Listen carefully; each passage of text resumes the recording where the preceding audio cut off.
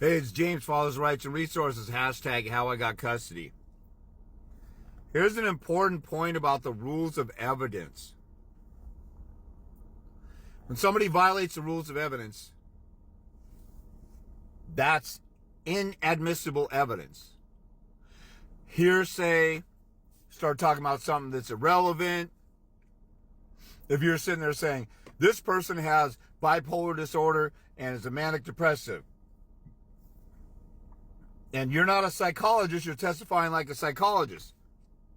There's an evidence rule, ER 702, talking about expert testimony. If you're not an expert and you're trying to evaluate, even if you were an expert, you got to sit down and test somebody and go through all the testing phase of all the bull crap and the DSMV and all these protocols for these fake, phony psychologists to use. But you're not qualified technically in the court's eyes, or your baby's mom or whoever is not qualified to testify like an expert witness.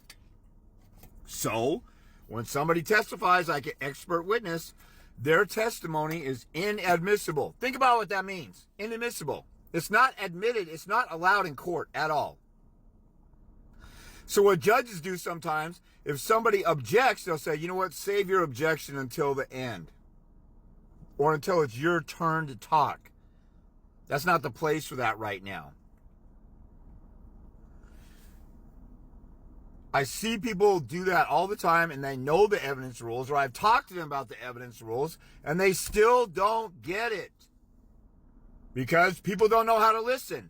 People don't know how to pay attention, or they don't care enough to really grasp the stuff and take a note of it, or study it, or get a follow-up when they don't understand it.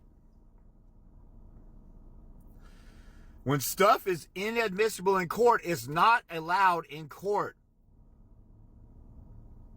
So if you object because it's not allowed, and they say, oh, wait a minute, I'm going to let them talk, you could bring up your objections later, or wait till your turn. It's not admissible right now. It's not allowed in court right now. You don't allow inadmissible evidence to float around in the court where it's not allowed. And then later, you get a chance to deal with it. Think about these examples. Now listen very carefully. If you care to fight for yourself and fight for your rights, if you want to lay down and be a doormat and not stand up for stuff, and then you go on Facebook and tell your Father Right movement group, oh, the court allowed a bunch of inadmissible, unreliable evidence in the court, and you didn't say anything, you need to shut the hell up because you're not standing up for yourself when it counts. So,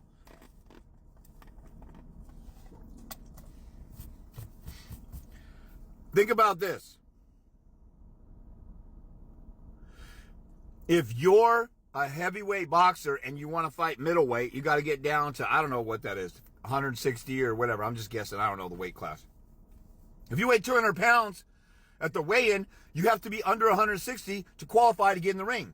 You can't go and show up in the ring unless you qualify and get underweight. If you're overweight, you don't get a fight at all. Or in an MMA fight, or in wrestling, or whatever. You're not allowed in the arena, in the ring. You don't get to argue why you're allowed in there and stuff like that. So the other side, when they have inadmissible evidence, their evidence is not allowed in the ring at all. They're not allowed to argue that stuff that's inadmissible when it's not admissible. Now this is a pretty clear, plain statement. The main obstacle to this is people who are pussy cowards who won't stand up to the judge and say, you can't allow this.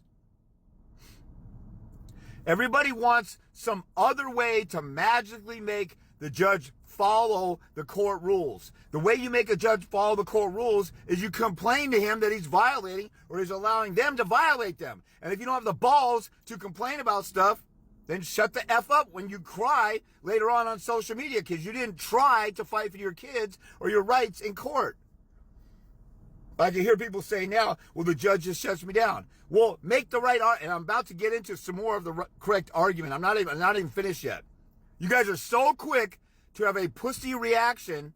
Not everybody, but the people who love to make comments. Oh, this is why I lost. This is why and you didn't even try. You didn't grow some balls. You're afraid to do something, and you're in your little paranoid fear. It's like, I'm living in the freaking matrix. I'm telling people the answers, and they don't want to try them, and they get mad that they lose, and they didn't try the winning route.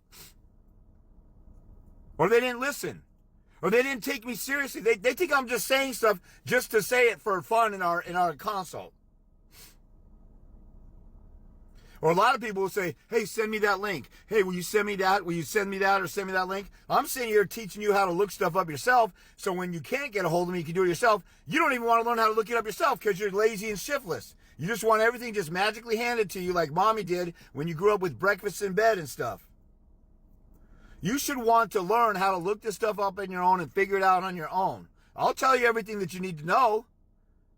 But people who constantly say, I just talked to an entitled diva who didn't pay me up front. I thought she paid me. And then I'm asking her about payment at the end of the call. Then she goes 20 minutes over. And then she asks for a discount for our next consult. And I'm saying, lady, look, she already asked me that before. So then we started arguing. And then she got butthurt. And then she said something about, I did miss a consult with her. And so when I screw up, I make it up to people. I do something to make it up for them. And then I said, did I make it up for it? And okay, we're not talking about that. We're talking about you continually going over the consults and you text me 30 times in a day to schedule a consult, but you don't give me a day and time or going back and forth. So I had to let her go. I said, I'm not working with you. And then she started saying all the stuff that's wrong with me. I'm like, bye.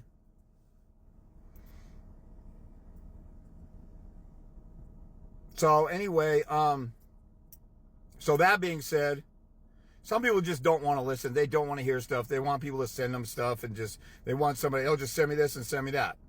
And like the lady that I was talking to, she had a pretty important hearing that she didn't reach out to me beforehand to get help on. And now she's totally lost about that hearing. And then I'm telling her what to do. And then she's cut me off halfway through me telling her what to do. She doesn't want to hear anything. She just wants to I guess she just wants to hear what she wants to hear. She wants short, quickie answers and everything to go away. Because she's actually asking for a guy that she's only married to a couple times for like $500,000 and all this crazy stuff that she's not going to get. And I had to tell her that. But she became hostile, disrespectful, wanted to discount again. She's already stolen time from me. And then she's arguing that she never stole time from me because I missed an appointment. I made it up to her, but she still stole the extra time from me. Anyway, back to this thing. You know how, like if a cop goes into a house or goes into somebody's trunk and they don't have a warrant and they see some drugs or something, and then now I may have talked about this before, but I got to just talk about it again because it keeps coming up. So you may have seen a video with me talking about this before. So just tolerate it or grasp this stuff if you have heard it before. But if a cop seizes some contraband and then they use it at trial, and then the defense attorney does a motion to suppress and have it excluded, it gets thrown out.